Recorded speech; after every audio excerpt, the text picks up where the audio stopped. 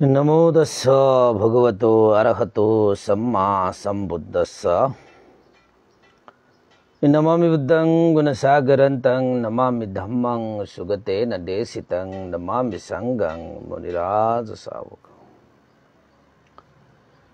नमो बुद्धाय नमो धम्माय नमो संघाय। श्रद्धावन्त उपासक उपासिका तथा सधर्म प्रेमी महानुभावहरू, आज मिति 2082 साल जेठ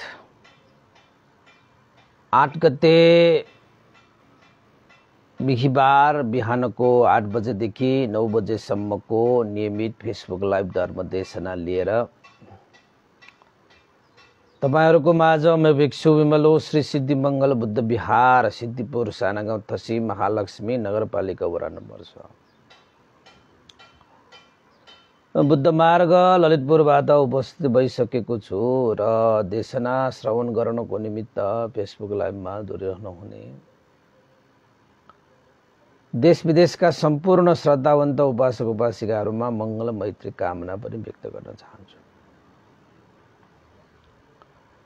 त उपासक उपासिकाहरू, आज तपाईहरुको लागि हिजो हामीले सुरु गरेको उपसेन महाश्रावक चरित्र कथा देशना अन्तर्गत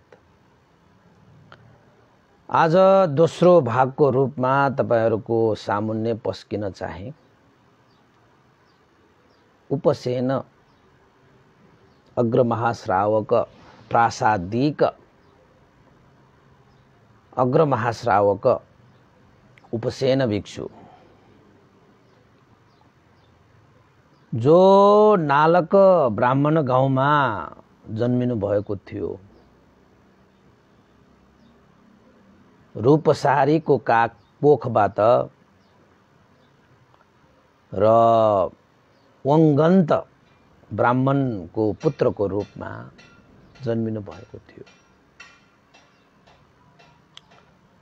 सारीपुत्रको भाइ पनि पर्छ, साक्खै भाइ।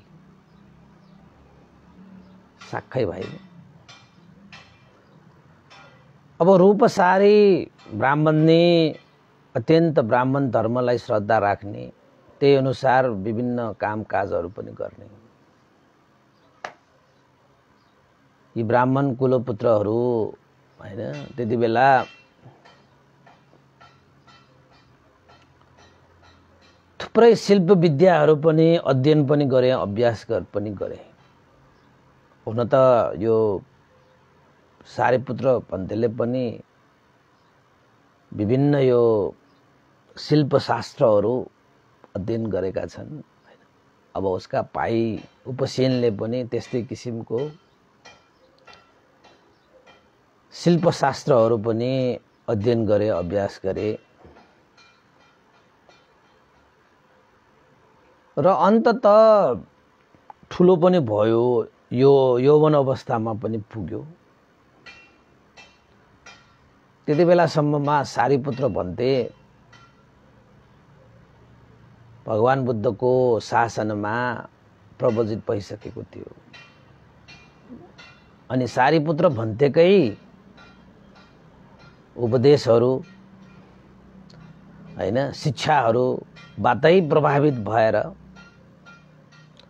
उपसेन उसको भाइ पनि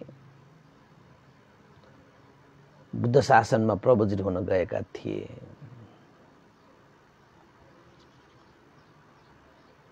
कारण के हो त भन्दाखेरि जुन उपसेनले ब्राह्मण धर्ममा सिक्नुपर्ने शिल्प विद्याहरू शास्त्रहरू जति पनि छन् ती चीजहरू सिके, अध्ययन गरे, अभ्यास पनि गरे। तर अन्तमा साँच्चै भन्ने हो भने त्यो शिल्प विद्याबाट जीवनमा कुनै सार देखिएन, सार पनि भएन। आखिरमा जताबाट घुमाएर ल्याउँदाखेरि पनि घुमाउँदै अन्तस यो संसारिक भौचक्रमै घुमाइराख्ने शिल्प रहेछ, विद्या रहेछ, शास्त्र रहेछ त। भनेपछि त्यसबाट त कहिले पनि संसारिक दुःखबाट मुक्त त हुँदैन रहेछ त। होलान् क्षणभरको सुख होलान्, तर त्यो सुखले जीवनलाई पर्याप्त त कहाँ हुन्छ, जीवनमा तृप्त कहाँ हुन्छ। यसो हेर्यो अन्तस संसारिक जन्जालमै घुमाइराख्ने मात्रै शिक्षा छ, शास्त्र छ हैन, विद्या छ, त्यस्तै किसिम। उपसेनले पनि अन्तस यसमा कुनै सार छैन रहेछ। यो धर्मलाई अपनाएर जीवनमा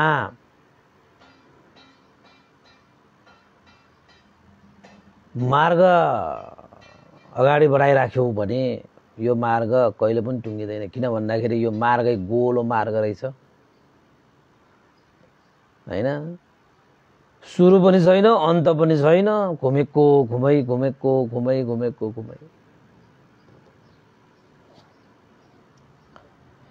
यो कुरालाई जानिसकेपछि उपसेनले यो ब्राह्मण धर्मलाई त्यागेर अन्तस आफ्नो दाजु सारीपुत्र भन्देले जुन मार्ग अपनाउनु भएको थियो, भगवान बुद्धको शिक्षा, भगवान बुद्धको मार्गमा जुन पाइला अगाडि सार्नु भयो, त्यही मार्ग अनुसरण गरे हैन, त्यही मार्ग अनुसरण गरे। यद्यपि त्यति बेलासम्ममा उसका आमा रूपसारी भने मिथ्या दृष्टिमै थियो। ब्रह्मले नै सृष्टि गरेको, ब्रह्मले नै पालन गरेको, ब्रह्मलाई नै पुज्ने, सबै चिज ब्रह्मले पुरा गर्छ भन्ने धारणा राख्थ्यो। तर उसका छोराछोरीहरू सबै बुद्ध शासनमा प्रवजित हुन गए। तैपनि तपाईको मिथ्या दृष्टि भनेको कति डरलाग्दो हुँदो रहेछ त भन्दाखेरि आफ्ना छोराछोरीहरू सबै तपाईको बुद्ध शासनमा प्रवजित भएर गइसके। हामीले जुन धर्म अपनाइरहेका छौं त्यो गलत छ है भनेर सारा छोराछोरीहरूले चाहिँ ब्राह्मण धर्मलाई त्यागेर प्रवजित हुन गइसके। आमा चाहिँ जस्ताको तस्तै जस्ताको तस्तै। कहाँ हुन्छ? हाम्रो पुर्खाहरूको धर्मै यही हो।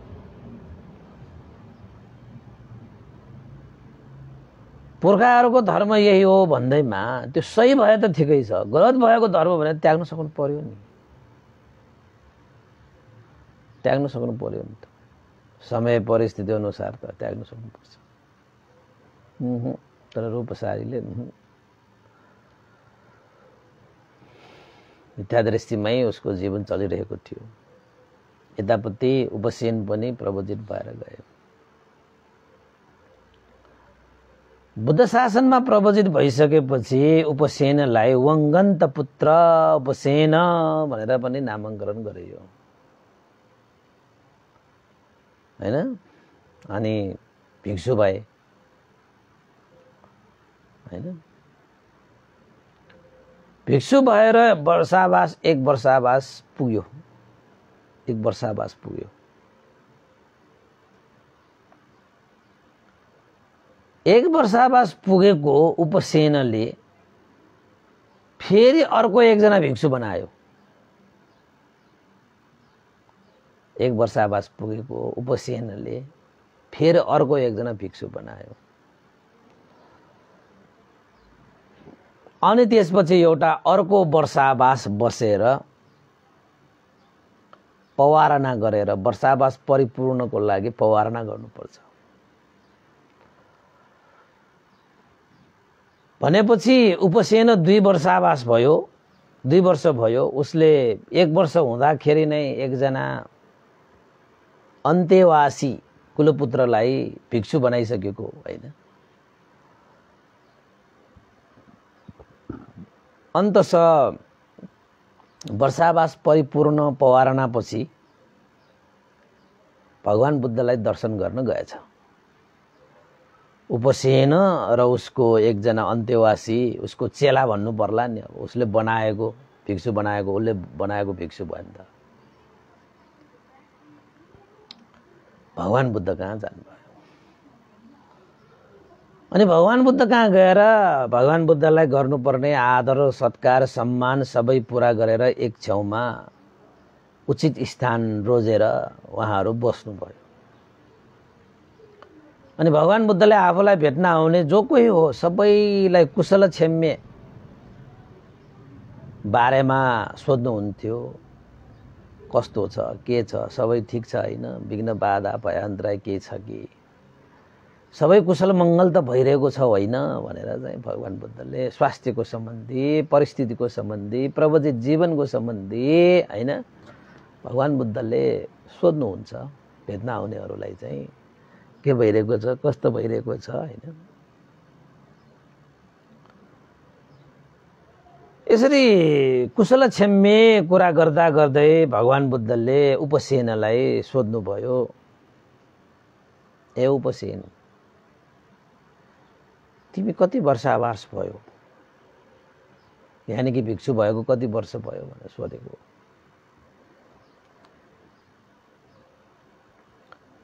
त्यसरी भगवान बुद्धले सोधिसकेपछि उपसेनले पनि के भन्यो त भन्दाखेरि भगवान शास्ता मेरो 2 वर्षावास भयो, 2 वर्ष भयो, 2 वर्ष।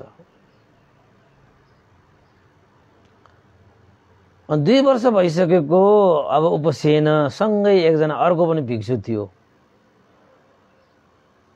अनि त्यो भिक्षु देखेर भगवान बुद्धलाई लाग्यो यो त नवको भिक्षु हो, को रहेछ हैन, कस्तो रहेछ, कति वर्षावास पुग्यो भन्ने कुरा बुझ्नु पर्यो भनेर भगवान बुद्धले सोध्नुभयो, हे उपसेन तिम्रो 2 वर्षावास हो भने 2 वर्ष तिमी भयो भने तिमीसँग आएको यो नवको भिक्षुको वर्षावास चाहिँ कति भयो त भनेर भगवान बुद्धले सोध्नुभयो। त उपसेनले जवाफ दिनुभयो, भगवान शास्ता वहाँ नवको भिक्षुको वर्षावास जम्मा 1 वर्षावास भयो, यानी कि 1 वर्ष भयो भनेर भने। अनि उसलाई कसले बनाएको त भिक्षु? उपसेनले भगवान शास्ता उसलाई भिक्षु बन्ने इच्छा रहेछ, मैले उसलाई भिक्षु बनाइदिएँ, 1 वर्षावास भयो भनेर भन्ने बित्तिकै भगवान बुद्धले चाहिँ यो उपसेनलाई अब एक किसिमले गाली नै गरेको भन्नु पर्ला अब हाम्रो भाषाबाट भन्ने हो भने हैन। हे उपसेन तिमीले अनुचित काम गर्यौ, तिमीले सही काम गरेनौ, तिमीले गलत काम गर्यौ, अनुचित काम गर्यौ, उचित काम गरेनौ तिमीले। त्यसो भए तिमी आफू नै जम्मा जम्मी 2 वर्षावास छौ भने 1 वर्षावासमा तिमीले अर्को भिक्षु बनायौ, यो उचित काम होइन, तिमीले अनुचित काम गर्यौ, तिमीले राम्रो काम गरेनौ, तिमीले सही काम गरेनौ तिमीले। भगवान बुद्धले है यो उपसेन भिक्षुलाई चाहिँ त्यसरी चाहिँ गाली गर्नुभयो। आफू नै ठुला बडा भिक्षुहरूबाट सिक्नुपर्ने, अध्ययन गर्नुपर्ने, अभ्यास गर्नुपर्ने बेलामा तिमीले अरूलाई उपसम्पदा गर्दै हिँड्छौ, यो कार्य उचित छैन, यो कार्य उचित छैन, यो सही भएन उपसेन। हेर त तिमी आफै सिक्नुपर्ने, अध्ययन गर्नुपर्ने, अभ्यास गर्नुपर्ने बेला हो, तिमी आफै भिक्षु बनाएर हिँड्छौ। कोही मान्छे तिमीसँग आएर श्रद्धा पो भिक्षु बन्ने भन्दैमा तिमी आफै भगवान बुद्धको चाहिँ शिक्षा अध्ययन अभ्यास गर्न पुगेको छैन, अभ्यास अध्ययन गर्ने बेला छ त तिमीले अरू भिक्षु बनाउने हिँड्ने हो र? हे उपसेन तिमीले यो उचित काम गरेनौ, सही काम गरेनौ, यो ठीक भएन। यो यस्तो पनि काम गरेर हिँड्छ? आफू अध्ययन गर, आफू अभ्यास गर, पहिला ठुला बडा भिक्षुहरूसँग अध्ययन गर, अभ्यास गर। यद्यपि भगवान बुद्धको तात्पर्य के थियो? उसको आफ्नो दाइ नै सारीपुत्र भन्दैछ। अहिले त सिक्ने बेला हो, अध्ययन गर्ने बेला हो, अभ्यास गर्ने बेला हो। म कहाँ भिक्षु बनाएर हिँडेको? भिक्षु बनाउन त ठुल्ठुला भिक्षुहरू थुप्रै छ त।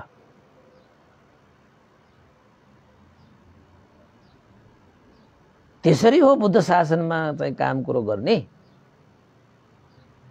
ए उपसेन, तिम्रो यो काम सही भएन है, गलत भयो तिम्रो काम भनेर चाहिँ भगवान बुद्धले चाहिँ तपाईँको औलत हराए हो उपसेनलाई।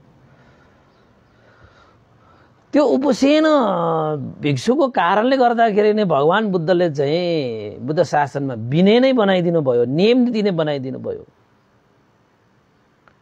कुनै पनि भिक्षु 10 वर्षावास नभएसम्म अन्त्यवासीहरूलाई भिक्षु बनाउनु हुन्न। 10 वर्षावास नपुगेको भिक्षुले अरू भिक्षु बनाउनु हुँदैन। किन भन्दाखेरि विनयमा त तपाईँको 5 वर्षावाससम्म त आफ्नो गुरुहरूसँगै बसेर अध्ययन अभ्यास गर्नुपर्छ। अनि अर्को 5 वर्षको समय भनेको जुन गुरुसँग बसेर सिकेको त्यो शिक्षा छ त्यसलाई 5 वर्षसम्म अध्ययन गर्नुपर्छ। अनि बल्ल स्थिर बन्छ हैन, बल्ल बुद्ध शासनमा स्थिर हुन्छ हैन, बलियो मजबुत हुन्छ, त्यसलाई स्थिर भन्छ। अनि त्यसपछि त्यहाँबाट पनि 10 वर्षावाससम्म अझै हैन तपाईको चाहिँ अध्ययन अभ्यासलाई चाहिँ निरन्तरता दिँदै जाने हो भने अनि महास्थवीर बन्छ तपाईँ, एकदमै बलियो हैन, एकदमै मजबुत हुन्छ। त्यसरी विनयमा उल्लेख पाइन्छ हैन। त्यसपछि भगवान बुद्धको यो परिसरको बीचमा भगवान बुद्धले चाहिँ उपसेन भिक्षुको निन्दा गर्नुभएको थियो। यो गलत काम गर्ने हैन, यो चाहिँ सही काम भएन, यो अनुचित काम गर्यो। अब त्यत्रो भिक्षुहरूको माझमा परिषदको बीचमा भगवान बुद्धले त्यसो भन्नुभएको औँला ठहराउनु भयो।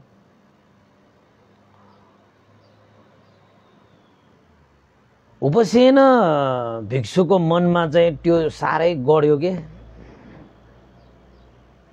साह्रै गड्यो। उपसेनले मनमा नै के अधिष्ठान गर्यो त भन्दाखेरि भगवान बुद्धकै शासनमा म प्रवजित भएका, आज भगवान बुद्धले नै मलाई निन्दा गर्नुभयो। यस्तो परिषदको बीचमा मलाई निन्दा गर्यो। यो परिषदमा त म बाल मूर्ख जस्तै ठहरियो बा, गर्नै नहुने काम गरेँ, गर्नुपर्ने काम छोडेर गर्नु नहुने काम गर्न पो पुगेछु मैले त। आफै तपाईको 1 वर्षावास पुगेको म अर्को भिक्षु बनाउँदै हिँड्ने, आफै अध्ययन अभ्यास गर्ने समयमा हैन, अब तपाईको चाहिँ अब चेला बन्नुपर्ने समयमा अब गुरु बन्दै हिँड्ने मान्छेहरू त्यस्तो हुन्छ नि त कोही कोही। भगवान बुद्धले त्यसरी निन्दा गरेको देखेपछि सबै भिक्षुहरूले हेरे हैन, उपसेन भिक्षुहरूलाई हेरे, टलटल्ती हेरे, उनलाई त लाज पनि भयो। र भगवान बुद्धले निन्दा गर्नु पर्ने भनेको त त्यतिकै त होइन। मनमा के लियो त भन्दाखेरि जसरी भगवान बुद्धले मलाई यो परिषदको बीचमा जुन निन्दा गर्नुभयो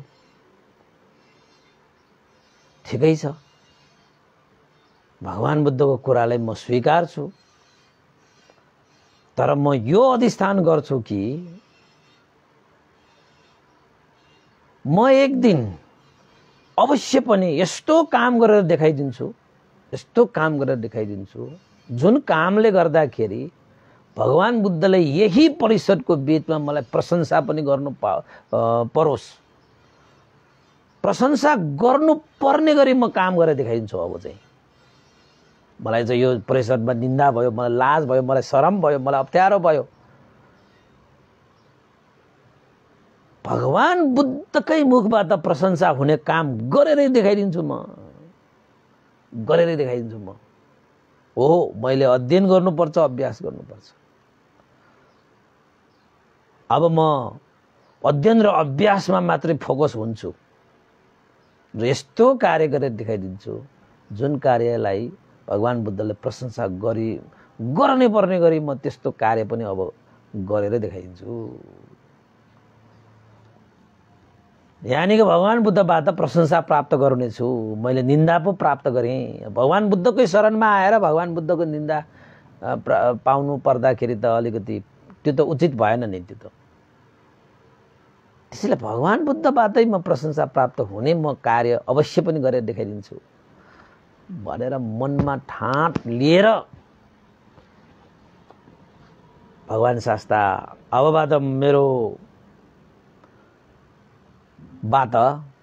मबाट यस्तो अनुचित कार्य हुँदैन, मलाई क्षमा गर्नुहोला। मैले नजानेर नबुझेर यस्तो कार्य गर्न पुगेँ, भगवान शास्ता मलाई क्षमा गरिदिनु होला। आइन्दादेखि मबाट यस्तो गल्ती हुँदैन। तपाईले आइन्दाबाट मलाई निन्दा गर्नुपर्ने छैन। म त्यस्तो अब भगवान बुद्धकै शिक्षा अनुशासन अनुसार म आफ्नो जीवनलाई अगाडि बढाउने छु भगवान शास्ता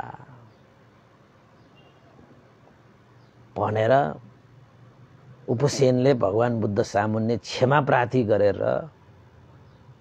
भगवान बुद्धकै शिक्षा अनुसार अब मैले आफ्नो जीवन अगाडि बढाउनु पर्छ। हो, मैले अध्ययन अभ्यास गर्नुपर्छ। मनमा लियो क्या उसले चाहिँ।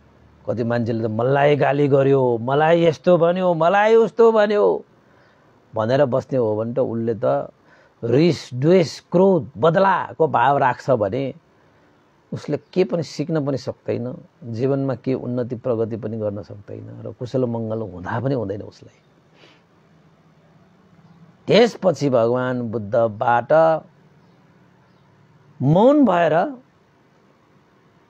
क्षमा दिएको जस्तै भइहाल्यो। त्यो त नत्र त दण्ड दिनुहुन्थ्यो नि त हैन।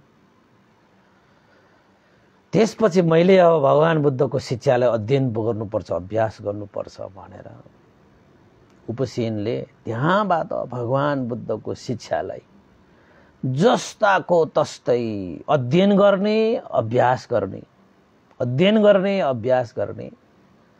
अन्ततः उपसेन भिक्षुले विदर्शना ध्यानको अभ्यासले, यानी कि विपस्सना नै भनेको हो त्यो चाहिँ, अन्ततः ध्यान भावनामा लागेर उपसेन भिक्षु अरहन्त फलमा प्रतिष्ठित भए।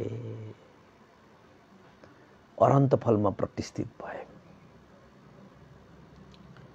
उपसेन भिक्षुमा के थियो त भन्दाखेरि भगवान बुद्धले भनेको थियो नि त उहाँलाई, आफू अध्ययन र अभ्यास गर्ने समयमा, ठुला बडा भिक्षुहरूबाट अध्ययन र अभ्यास गर्ने समयमा तिमी भिक्षु बनाउँदै हिँड्छौ, यो उचित भएन। अध्ययन गर, अभ्यास गर तिमी भनेर भगवान बुद्धले भन्नुभएको थियो। त्यसपछि तपाईको चाहिँ यो उपसेन भिक्षुले भगवान बुद्धको शिक्षा पनि यति अध्ययन गर्यो, यति अभ्यास गर्यो, वहाँमा परियति र प्रतिपत्ति दुईटै ढाड त्यत्तिकै बेजोडले धारिलो थियो रे उपसेन भिक्षुमा। परियति पनि त्यत्तिकै जानेको, प्रतिपत्ति पनि त्यत्तिकै जानेको उपसेन। अब यहाँसम्म कि तपाईको उपसेन भिक्षुको धर्म देशना सुन्नको निमित्त मान्छेहरूको त लाम घुइँचो, यति लाम यति घुइँचो कि उपसेन भिक्षुको धर्म देशना भनेपछि सुन्न नचाहने कोही पनि छैन तपाईको। सबका सब उपसेन भिक्षुको धर्म देशना सुन्न चाहने। बडा प्रसिद्ध भयो तपाईको धर्म देशनामा।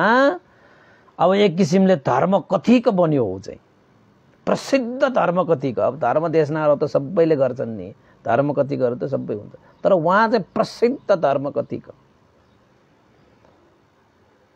किनभने अध्ययन छन् नि, अभ्यास, अब अभ्यास पनि बाँकी नै, अभ्यासको कुरा पनि गर्नै पर्छ। अध्ययन छ त धर्म कतिको बन्यो। त्यसले उपासको उपास धर्म देशना गर्नु भनेको सजिलो कुरा होइन, तपाईँहरूलाई थाहा नहोला होइन, गर्नु नपर्ने भएको हुनाले। धर्म देशना गर्ने भनेको सानो तिनो मेहनतले कहाँ पुग्छ र? सानो तिनो मेहनत गरेर धर्म देशना गर्ने हो भने त्यसले त के नै प्रभाव पार्ला र होइन।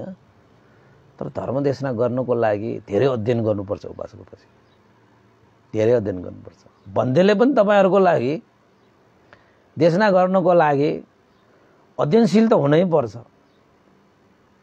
त्यसैले देशना गर्दै गर्दाखेरि देशना गर्ने मान्छे अध्ययनशील बन्ने भएको हुनाले भन्देलाई त फाइदै फाइदा। तपाईँहरूलाई देशना गर्न पायो, एक किसिमले धर्म देशनाबाट धेरै पुण्य पनि प्राप्त हुन्छ र आफ्नो पनि अध्ययन भइरहेको हुन्छ कि तपाईँहरूको लागि कुनै कुनै बेलामा यस्तो त धर्म देशनाहरू आउँछ जुन धर्म देशना धेरै किताबहरू हेर्नुपर्छ, कहिलेकाहीँ अर्थकथामा, कहिलेकाहीँ टीकामा होइन, धेरै चिजलाई चाहिँ समेटेर तपाईँहरूलाई देशना गर्नुपर्ने हुन्छ। एउटै कथा छ, एउटै विषयवस्तु छ, तर त्यो विषयवस्तुहरू धेरै ठाउँमा हुन्छ क्या, उल्लेखित भएको हुन्छ होइन ग्रन्थमा। अनि त्यो कहाँ कसरी के कस्तो भन्ने कुराहरू चाहिँ दाँजेर त्यो एउटा चाहिँ निचोड निकालेर देखाइदिनुपर्छ। धर्म कतिको काम त्यो हो। अब धर्म देशना त सबैले चाहिँ एउटा कथा जातकहरू पढ्यो, देशना गर्यो, सकिहाल्यो। त्यसरी पनि देशना गर्नेहरू हुन्छन् होइन। तर देशनामा चाहिँ अलिकति त्यसलाई फुताएर देखाइदिनुपर्छ क्या तपाईँको चाहिँ। अनि उपसेन भिक्षुको उपदेश सुन्नको लागि मान्छेहरूको त खुइँचो। त्यति बेला यसरी चाहिँ मिडियामा धर्म देशना हुँदैन थियो। धर्म देशना भनेपछि त तपाईँको प्रत्यक्ष हुन्थ्यो त्यति बेला। थुप्रै मान्छे प्रसिद्ध भयो धर्म कथिक उपसेन भिक्षु भनेर। धर्म देशना गर्नेहरूलाई धर्म कथिक भन्छ होइन। अनि उहाँ चाहिँ प्रसिद्ध धर्म कथिक पनि भयो। यो भनेको पर्यतिको भाग भयो होइन, पर्यतिको भाग, अध्ययनको भाग भयो। अभ्यासको सिलसिलामा के भयो त भन्दाखेरि भगवान बुद्धले देशना गर्नुभएको विपස්සना भावनालाई अभ्यास गरेर अरहन्त फल पनि प्राप्त गरे। त्यस्तो अभ्यास तुरुन्तका तुरुन्तै मेहनत गरेको, परिश्रम गरेको उसलाई पर्यो पनि के। भगवान बुद्धले प्रशंसा गर्नुपर्ने गरी म पनि अब बुद्ध शासनमा अध्ययन र अभ्यास गर्छु भनेर मनमा एउटा अधिष्ठान लिएर हिँडेको हो नि त उपसेन भन्ने। अनि ध्यान भावनामा बडा गहिरोसँग ध्यान भावना गरिसकेको भएको कारणले गर्दाखेरि अध्ययन पनि अत्यन्त भइसकेको कारणले गर्दाखेरि दुवै थियो, पर्यति पनि थियो, प्रतिपत्ति पनि थियो। उहाँहरूले धर्म देशना गर्दाखेरि चाहिँ पर्यति र प्रतिपत्ति भएको दुवै भएको भिक्षुहरूले धर्म देशना गरिसकेपछि अत्यन्त त्यो मार्मिक बन्छ कि त्यो सत्य तथ्य यथार्थ परमार्थमा त्यो होइन उजागर भएर आउँछ क्या त्यो। अनि उपसेन त त्यस्तै थियो होइन। अनि उपसेनको उपदेश सुनेर राजा, मन्त्री, अमात्य, गृहपति आदि धेरै जस्तो व्यक्तिहरू चाहिँ प्रवज्या हुन आउने के, इच्छा प्रकट गर्न आउने के। बाबा त्यो भन्देलाई देखेर उसको उपदेश सुन्दा सुन्दा सुन्दा सुन्दा प्रवजित हुन मन लाग्ने। राजाहरू पनि सुन्छ उसको उपदेश, राजाहरू पनि तपाईँको प्रवजित हुन मन लाग्छ।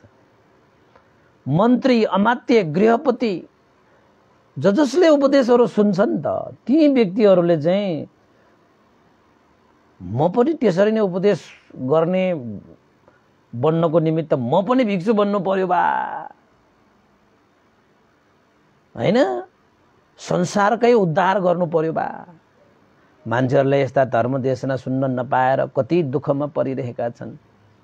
म पनि भिक्षु भएर यो दुःखबाट मुक्त हुने यो मार्गको प्रकाश पार्दै हिँड्छु भनेर तपाईँको राजाहरू पनि भिक्षु बन्न मन लाग्ने, मन्त्रीहरू पनि, अमात्यहरू पनि, गृहपतिहरू पनि, उपासक उपासिकाहरू पनि होइन, सबै तपाईँको भिक्षु बन्न मन लाग्ने उपसेन भन्देलाई देखेर।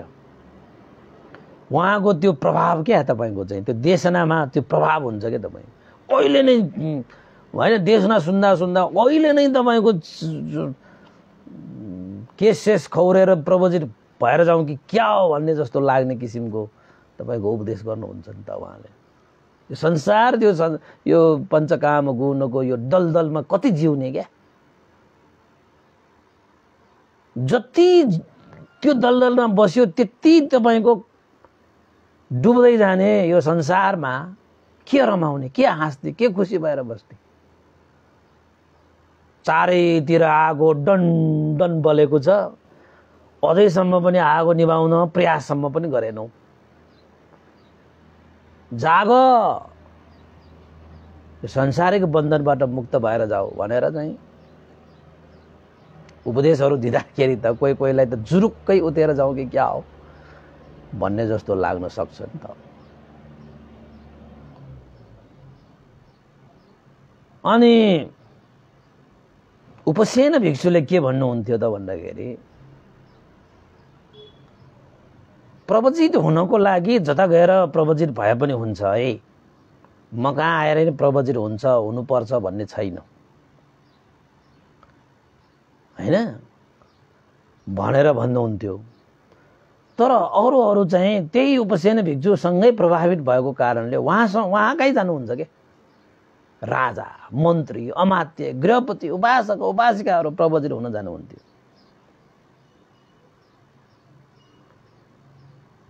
अनि उपसेन भन्तेले के भन्नुहुन्थ्यो त भन्दाखेरि हेर उपासक उपासिकाहरू, म त अरण्य निवासी है, फेरि म भिक्षु त भिक्षु, म त अरण्य निवासी है, म जङ्गलमा बास बस्ने, म त थुतङ्गधारी हो, म त थुतङ्गधारी हो। थुतङ्गधारी भनेको फेरि भिक्षुहरूको 227वटा नियम हुन्छ, अझै तपाईँको 13वटा नियमहरू, अझै थप 13वटा नियमहरू चाहिँ बडा कठोर 13वटा नियमहरू छुट्टै छ तपाईँको। त्यसलाई ठुटङ्ग हैन, त्यसलाई चाहिँ ठुटङ्ग नियमहरू भनेर भनिन्छ। त्यस्ता नियमहरू पालन गरेर बस्ने भिक्षुहरूलाई ठुटङ्गधारी भनेर भन्छ तपाईँको। हुन त हामीले पनि के ठुटङ्गहरू त पालन गरिरहेको हुन्छ हैन, तर म ठुटङ्गधारी नै हुन्छु भनेर चाहिँ हिँड्नेहरू चाहिँ अलिकति कमै हुन्छ। त्यति बेला थियो बुद्धकालीन समयमा। अहिले पनि कहिलेकाहीँ यो ठुटङ्ग भिक्षुहरू आए भन्छन् हैन, तर साँच्चैकै ठुटङ्गधारी हो होइन त्यो छुट्याउनै पर्छ। त्यो चाहिँ कहिलेकाहीँ थाइल्यान्डबाट ठुटङ्गधारी भिक्षुहरू आए भन्छन् हैन, त्यसो ठुटङ्गधारी भिक्षुहरूको उद्देश्य के होला कसो होला मैले त भेटेको पनि छैन। त्यो ठुटङ्गहरूको नियम हुन्छ क्या तपाईँको चाहिँ 13वटा नियमहरू हुन्छन् हैन। अब तपाईँको चाहिँ एकै घाँस मात्रै एकै छाक मात्रै खाने, यो धन सम्पत्तिको कारोबारै नगर्ने, धन पैसा नछुने। अब भन्देले पनि त्यो पैसा त डाइरेक्ट तपाईँको चाहिँ लेनदेन भनेर चाहिँ त्यो हामीले चाहिँ हाटेमा नलिने त्यस्तो किसिमको हुन्छ। त्यसपछि तपाईँको जङ्गलमै बास बस्नु पर्ने, भिक्षाटन गरेरै खानु पर्ने, 500 कुल चिबर लगाउनु पर्ने, यो मसानमा यो डोबाटोमा छ्वास्या गरिरहेको मान्छेहरूको मरेपछि मान्छेहरूको कपडाहरू छ्वास्या गर्छन् त तपाईँको चाहिँ डोबाटोमा त्यो फ्याँक्न लान्छन्। त्यस्ता कपडाहरू टिपेर त्यस्ता कपडाहरूलाई रङ रोगन लगाएर चिबर बुनेर त्यस्तो लगाउनु पर्ने क्या।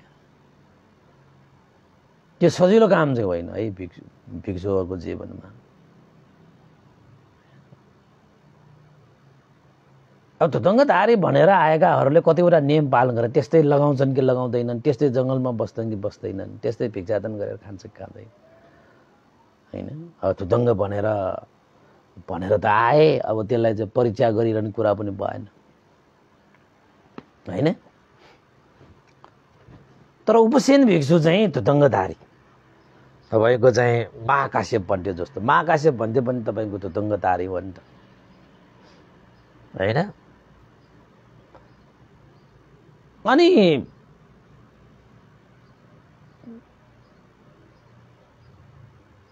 उहाँले चाहिँ सबैलाई चाहिँ तपाईँको जे जति मान्छेहरू आउनुहुन्छ उनीहरूलाई प्रवचित बन्न आएकाहरूलाई चाहिँ तपाईँको धुटङ्गधारी नै बनाउनुहुन्छ, सबैलाई धुतङ्ग पालन गराउनुहुन्छ। 13 प्रकारका धुतङ्गहरू पालन गरेर बस्नुहुन्छ। पछि आफू 10 वर्षावास भएपछि 10 वर्ष भइसकेपछि सबैलाई चाहिँ उपसम्पदा दीक्षा पनि दिए, भिक्षु बनाए। सुरुमा त सामनेरहरू मात्र बनाइराख्नु पर्छ नि तपाईँ, हैन? अनि आफू 10 वर्षावास भएपछि तपाईको भिक्षु बनाए भन्दै छ। यसरी उपसेन भिक्षु कहाँ प्रवजित हुन आउने राजा, मन्त्री, अमात्य, गृहपति, उपासक उपासिकाहरू गरेर कतिजना भयो त भन्दाखेरि 500 जना भयो तपाईको चाहिँ। उसका शिष्यहरू त 500 जना भयो त। त्यति बेला अहिले हामीले भिक्षुहरू बनाउन सकिरहेको छैन। अब एउटा बिहारमा 1 जना 2 जना मात्र भिक्षुहरू हुन्छन्। अहिले भन्दै पनि 1 जना बसिरहेको छु, हैन? अब हुन त हाम्रा गुरुको थुप्रै चेलाहरू भएको कारणले गर्दाखेरि हाम्रो त त्यस्तो केही समस्या छैन। अनि हामीले बनाउँदा पनि बनाउँदैन। किन त भन्दाखेरि आफूभन्दा ठुला दाजुहरू, हैन, भइकन आफूहरूले बनाउँदैन पनि फेरि। अब हाम्रो विश्व शान्ति बिहारमै तपाईको जम्मी 100 भन्दा पनि बढी भिक्षुहरू छन्, त्यो भिक्षु सामनेरहरू छन्, है।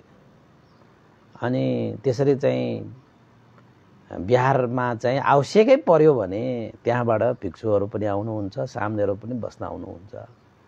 यो सिद्धिमङ्गल बिहारमा पनि 2 जना भन्तेहरू राखिदिउँ कि भनेर चाहिँ सोच आइरहेको। अहिले नेवारी भाषा जान्नेहरू, अहिले नेवार भाषा जान्नेहरू धेरै कम छ। अनि हामी नेवारहरू चाहिँ धर्मको रक्षा गर्नुपर्छ भनेर चाहिँ कराउँदै हिँड्छौँ। गर्नुपर्ने कामहरूमा चाहिँ टाढा टाढा पुग्छौँ। मैले कहिलेकाहीँ देखिरहेको छु, हैन? बुद्ध शासन त यसरी गर्नुपर्छ, चिरस्थायी गर्नुपर्छ, भगवान् बुद्ध त यस्तो हो उस्तो हो भनेर गुणगान पनि गाउँछ। सबै चिज गर्छ, तर त्यो व्यक्तिहरूले न दान गरिरहेको देख्छु म, न शील पालन गरिरहेको देख्छु, न ध्यान गरिरहेको देख्छु, न बुद्ध शासन चिरस्थायीको लागि कुनै योगदान गरेको देख्छु। खालि त्यो मिडियामा त्यो भाइरल बन्नको लागि बोल्नेहरू, आफू अलिकति जान्ने सुन्ने भने जस्तो गर्नेहरू पनि थुप्रो देखियो। न आफूले कुनै चाहिँ तपाईको प्रवचित जीवनको लागि कुनै योगदान दिएको देखिन्छ। बरु त्यस्तो योगदान दिनेहरू बरु चाहिँ बोल्दा पनि बोल्दैन, हैन? सक्ने जति गरिरहेकै हुन्छ। फेरि पुग्ने कुकुरले टोक्दैन भने जस्तो, हैन? कोही हुन्छ नि त तपाईको, त्यस्तो हुन्छ, हैन? बुद्ध शासन चाहिँ यस्तरी उकास्नु पर्यो, त्यस्तरी उकास्नु पर्यो भने तपाईको कि तपाईँ पनि भिक्षु बन्नुहोस्। त्यस्तो तपाईलाई चिन्ता छ भने तपाईँ पनि भिक्षु बन्नुहोस्। होइन भने तपाईँको छोराछोरीहरू बनाउनुहोस्। होइन भने तपाईँले छोराछोरी पनि बनाउन सक्नुहुन्न भने बुद्ध शासनलाई नै उठाउने तपाईँको इच्छा हो भने बुद्ध शासनको ठानको लागि त दानशील भावनादि कुशल कर्म गर्नु पर्यो नि उपासक। न दान छ, न शील पालन गर्छ, न ध्यान भावना नै गर्छ, केही गर्दैन। खालि मुखले बोलेर मात्र हुन्छ त? बोल्ने हो भने त म त 24 घण्टा बोलिदिन्छु। तपाईँ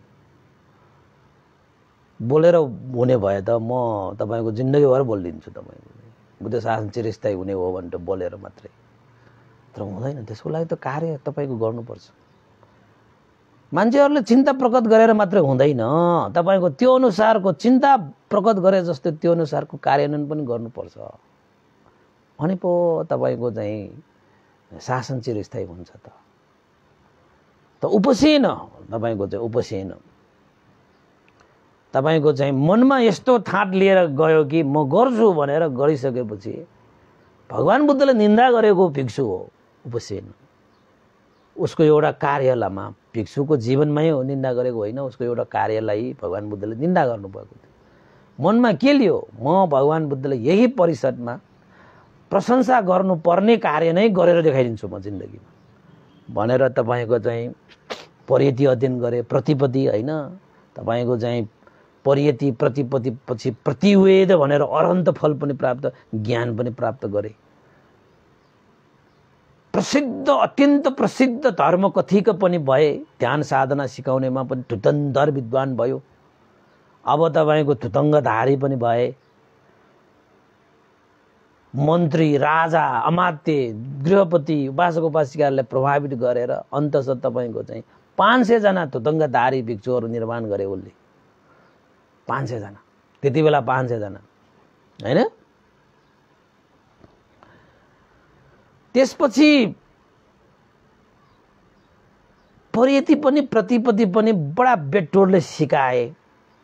ती 500 जना उसका शिष्यहरू पनि आफ्ना गुरु जस्तै बडा अनुशासित, बडा ध्यानी, ज्ञानी भए तपाईको।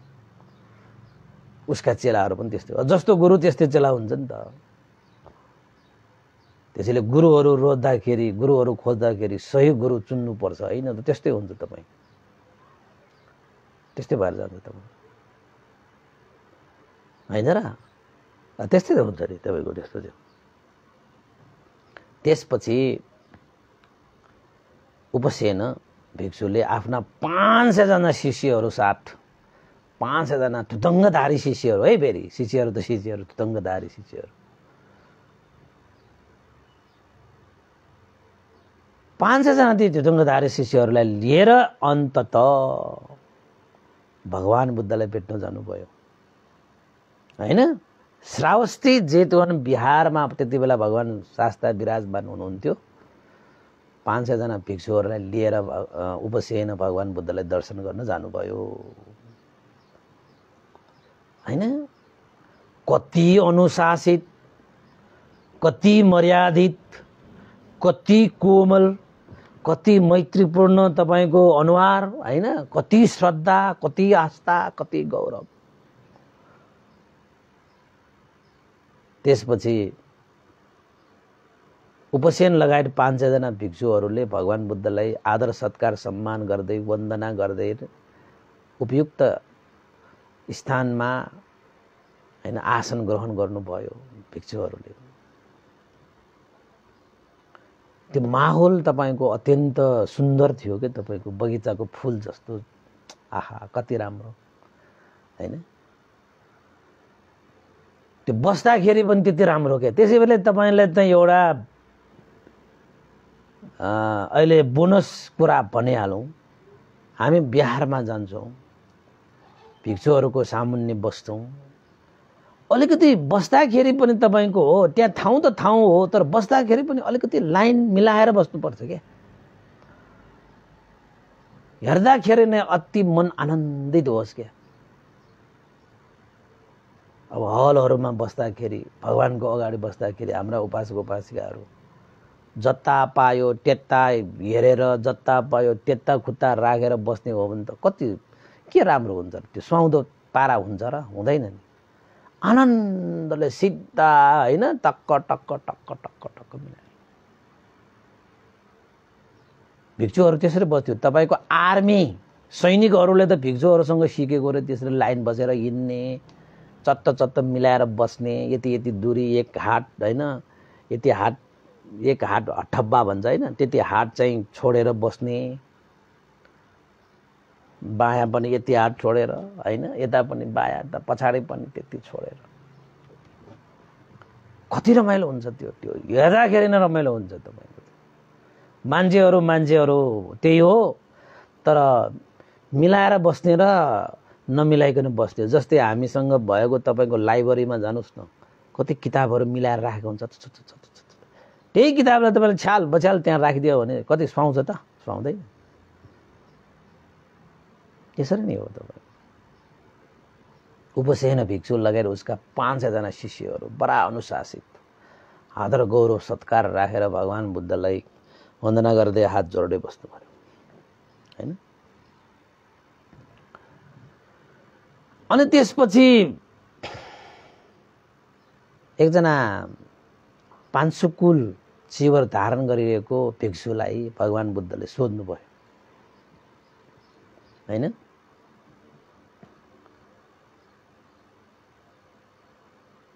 हे नवको भिक्षु, तिमी 500 कुल चिवर धारण गर्छौ, के तिमी तुताङ्गलाई धारण गर्न इच्छा गर्छौ? हो, तिमीले त 500 कुल चिवर धारण गरिरहेका छौ त।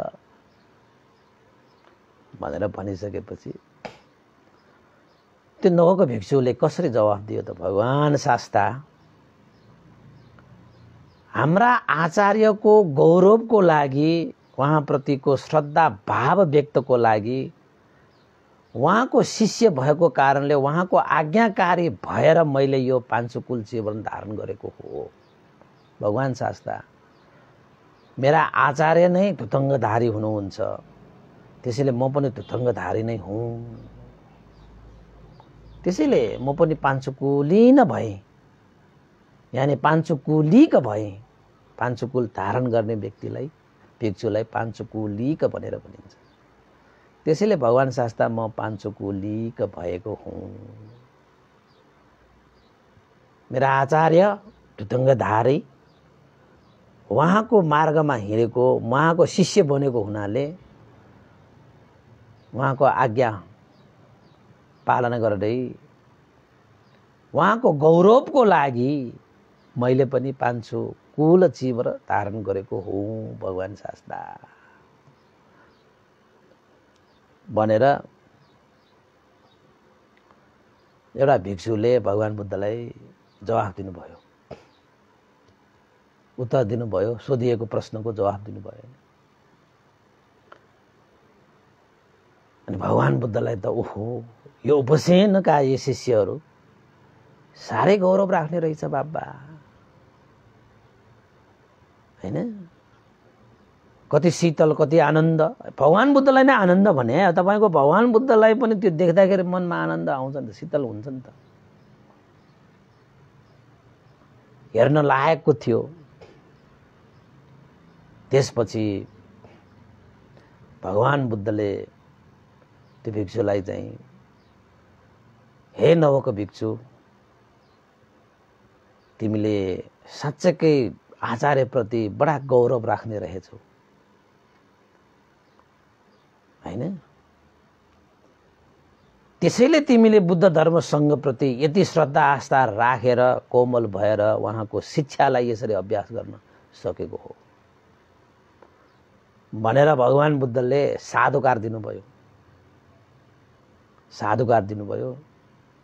त्यसपछि भगवान बुद्धले यो उपसेन भिक्षुको प्रशंसा गर्नुभयो। यो उपसेन पहिला भिक्षु बन्दाखेरि आफू स्वयं नै अध्ययन गर्नुपर्ने, अभ्यास गर्नुपर्ने समयमा अरूलाई भिक्षु बनाउँदै हिँड्थ्यो। न अभ्यास छ, न अध्ययन छ, न अभ्यास छ, अरूलाई शिष्य बनाउँदै हिँड्ने यो उपसेन आज साँच्चैकै प्रशंसा गर्न योग्य हुने गरी, साँच्चैकै प्रशंसा गर्न योग्य हुने गरी भगवान बुद्धको शिक्षा, भगवान बुद्धको अनुशासनलाई टेकेर उसले भगवान बुद्धका शिक्षाको अध्ययन पनि गरे, अभ्यास पनि गरे, हैन? अध्ययन पनि गरे, अभ्यास पनि गरे र भगवान बुद्धको नीति नियम अनुसार उसले आफ्ना शिष्यहरू पनि बनाएर, प्रवचितहरू पनि बनाएर उसले आफ्ना शिष्यहरूलाई पनि सही तरिकाले तालिम प्रदान गरेको देखिन्छ। यो बडा सुखद विषय हो, यो बडा सुखद विषय हो। हे उपसेन, तिमीले भगवान बुद्धको शिक्षा अनुसार जुन काम गर्यौ त्यो साह्रै प्रशंसनीय काम हो। हे उपसेन, साह्रै प्रशंसनीय काम हो। तिमी जस्तो भिक्षु भयो भने बुद्ध शासन अझै चिरस्थायी हुन्छ, अझै चिरस्थायी हुन्छ। स्याबास, हैन? हाम्रो भाषामा त भन्ने हो भने स्याबास भने जस्तो भगवान बुद्धले त्यो भिक्षुहरूको परिषद बीचमा अन्तश उपसेन भिक्षुलाई चाहिँ प्रशंसा गर्नुभयो, उहाँको गुणगान गाउनुभयो। यो भिक्षुले अध्ययन र अभ्यास गरेर अन्ततः बुद्ध शासनमा प्राप्त गर्न सक्ने परम फल अनन्त फल पनि प्राप्त गरिसकेको भिक्षु भनेर उहाँको गुणगान गाउनुभयो त भगवान बुद्धले। त्यो भिक्षु, त्यो उपसेन भिक्षुको बडा गुणगान गर्नुभयो। ओहो, उपसेनलाई त बडा आनन्द, खुसी, प्रीति उत्पन्न भयो। किन? यही भगवान बुद्धको मुखार बिन्दुबाट प्रशंसा सुन्नकै लागि उपसेनले त्यो मेहनत, त्यो परिश्रम गरेर आउनुभएको हो। किनभने त्यो परिषदमा उपसेन भिक्षुलाई भगवान बुद्धले एकपल्ट निन्दा पनि गरेको थियो। त्यही भगवान शास्त्रबाट प्रशंसा प्राप्त हुने गरी म अवश्य पनि कर्म गर्छु भनेरै अधिष्ठान गरेर कर्म गरेरै अन्तस भगवान बुद्धको प्रशंसा पनि प्राप्त गरेको हो नि त। कति आनन्द होला त, कति खुसी होला त, हैन? यसरी भगवान बुद्धले गुणगान गाएको भिक्षु उपसेन भिक्षु हैन? जसले शिष्य बनायो भनेर भगवान बुद्धले अनुचित काम गर्यो भनेर निन्दा गर्नु परेको थियो। आफै अध्ययन र अभ्यास गर्न पुगेको छैन, तिमी भिक्षु बनाएर हिँड्छौ भनेर निन्दा गरेको थियो भगवान बुद्धले। तर आज अध्ययन र अभ्यास पनि पुरा गरेर 10 वर्षावास पनि पुरा गरेर सारा 500 जना शिष्यहरू बनाएर अनुचित अनुशासन सिकाएर तपाईको भगवान बुद्धलाई दर्शन गर्न ल्याउनु भएको थियो। भगवान बुद्ध अत्यन्त प्रसन्न भएर प्रशंसा पनि गर्नुभएको थियो। त्यसले भगवान बुद्ध भनेको निन्दा गर्नुपर्ने ठाउँमा निन्दा गरिहाल्नुहुन्छ, प्रशंसा गर्नुपर्ने ठाउँमा पनि प्रशंसा गर्नुहुन्छ। तर निन्दा गरोस्, प्रशंसा गरोस्, तर आफ्नो हृदयमा जहिले पनि मैत्री र करुणा सहगत भएर नै प्रशंसा निन्दा गर्नुहुन्छ। त्यस्तो हुन्छ भगवान बुद्धको तथागत हृदय भनेको त्यस्तो। चाहे निन्दा गरोस् चाहे प्रशंसा गरोस्, उसकै हित सुखको लागि नै निन्दा प्रशंसा गर्दछ। गलतलाई गलत, सहीलाई सही भन्न सक्ने क्षमता भनेको तथागतसँग छ नि त। त्यसपछि भगवान बुद्धले त्यही भिक्षुहरूको माझ भगवान बुद्धले सम्बोधन गर्दै भन्नुभयो, एतदग्गं भिक्खवे मम सावकानं भिक्षुनं समन्तं पासादिकानं यदिदं उपसेनो वंगन्तपुत्तो यदिदं उपसेनो वंगन्तपुत्तो पासादिकेन पासादिकानं भनेर छ। ए भिक्षुहरू हो, मेरो यो श्रावक भिक्षुहरू मध्येमा प्रासादिक हुनेहरूमा वंगन्त पुत्रो यानी कि वंगन्त पुत्र उपसेन अग्र हुनुहुन्छ भनेर उपसेनलाई अग्र स्थान प्रदान गर्नुभयो। त्यसरी आफ्नो भिक्षुहरूलाई चाहिँ हैन त्यसरी बनाएर अनुशासित बनाएर आफू पनि अध्ययन र अभ्यास गरेर अरूलाई पनि त्यसरी नै अध्ययन र अभ्यास गराएर एउटा परिवार खडा गर्न सक्ने हैन भिक्षु मध्येमा अग्रस्थान है, जसले चाहिँ निन्दालाई पनि प्रशंसामा बदल्न सक्ने क्षमता राख्दछ। तपाईको चाहिँ भगवान बुद्धको निन्दालाई पनि प्रशंसामा बदलिदियो नि त यो उपसेन भिक्षुले। यसरी चाहिँ प्रासादिक हुनेहरूमा अग्रस्थान प्राप्त उपसेन भिक्षु भनेर भगवान बुद्धले अन्तस उपसेन भिक्षुलाई अग्र महाश्रावकमा प्रतिष्ठित गर्नुभयो। उहाँको प्रशंसा गुणगान गाउनुभयो भगवान बुद्धले। यसरी चाहिँ उपसेन भिक्षुले 1,00,000 कल्प अगाडि जुन पद्मोत्त तथागत भगवान शास्त्र सामुन्ने जुन प्रासादिक भिक्षुहरू मध्येमा अग्र स्थान प्राप्त गर्न पाऊँ भनेर जुन प्रार्थना गरेर आउनु भएको थियो, गौतम बुद्धको शासनकालमा त्यो प्रार्थना साकार पारे। ल त उपासक उपासिका, आजको देशना मैले यही टुङ्ग्याएँ। भवतु सब मङ्गलं, सबैको जय होस्, मङ्गल होस्, कल्याण होस्, सबैको जय होस्, मङ्गल होस्, कल्याण होस्।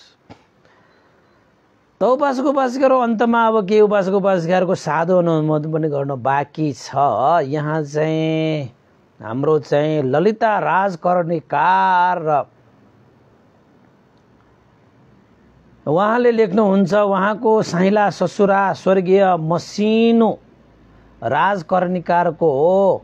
आज मिति 2082 ज्येष्ठ 8 गते बिहिबार 26औं वार्षिक पुण्यतिथिको उपलक्ष्यमा परित्राण पाठ गरिदिनु हुनको लागि भनेर उहाँले जलपान भोजन र भगवान बुद्धको सामुन्ने दियो प्रज्वलन गरिदिनु हुनुको निमित्त भनेर श्रद्धा दान स्वरूप रु 1500 पनि श्रद्धा दान पठाउनु भएको छ। उहाँ हाम्रो ललिता राजकर्णिकार उपासिका साडोबाटो ललितपुरबाट हुनुहुन्छ। उहाँ पनि हाम्रो त्रिबोधी विपसना ध्यान केन्द्रको क्रियाशील सदस्य नै हुनुहुन्छ है।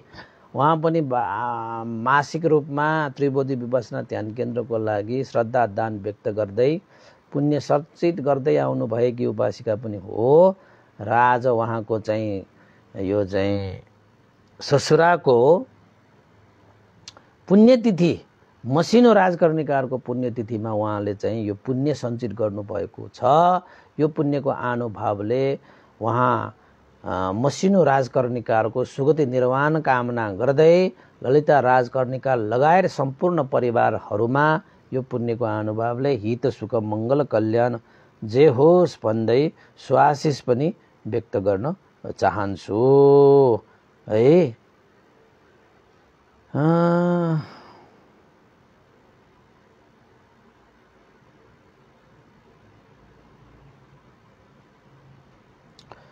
ल त उपासक उपासिका र आजको लागि यति नै गरौँ। 9 पनि बजेर नागेको छ है। आजको लागि देशना हाम्रो उपसेन भिक्षुको बारेमा यो चाहिँ अग्र महाश्रावक कसरी बने भन्ने सन्दर्भमा तपाईहरुलाई चाहिँ यो अग्र महाश्रावक चरित्र कथा देशना अन्तर्गत यो उपसेन भिक्षुको देशना पनि यही टुङ्गिएको छ। सुन्दै गर्नु होला। थप अरु महाश्रावक चरित्र कथा देशनाहरूलाई पनि हामी निरन्तरता दिने नै छौं। आजको लागि यति नै। भगवतु सर्वमङ्गलं। यो पुण्यको अनुभवले श्रद्धेय गुरुवर ज्ञानपूर्णिक महाश्री भन्ते लगाएर श्रद्धेय गुरुवर स्यादो उपनिता भ्योङसल लगाएर सम्पूर्ण गुरुजनहरूमा देवता मनुष्य सकल प्राणीहरूमा तपाई हामी सबैका बिते जानुभएका ज्ञाति बन्धुहरूमा पनि यो पुण्य प्राप्त भई सबैको हित मङ्गल कल्याण जे होस् भन्दै पुण्यानुगमन चाहन्छु। भगवतु सर्वमङ्गलम्। इदं नो ज्ञातिनं होतु सुखितावन्तु ज्ञातयो। इदं नो ज्ञातिनं होतु सुखितावन्तु ज्ञातयो। इदं नो ज्ञातिनं होतु सुखितावन्तु ज्ञातयो। एतावता सम्मेहि सम्पतं पुण्यसम्पदं सब्बे देवानुमोदन्तु सर्वसम्पत्तिसिद्धिया। एतावता सम्मेहि सम्पतं पुण्यसम्पदं सब्बे सत्तानुमोदन्तु सर्वसम्पत्तिसिद्धिया। एतावता सम्मेहि सम्पतं पुण्यसम्पदं सब्बे भूतानुमोदन्तु सर्वसम्पत्तिसिद्धिया। साधु साधु साधु। भवतु सर्वमङ्गलं। सबैको जे होस्, मङ्गल होस्, कल्याण होस्। सबैलाई साधुवाद।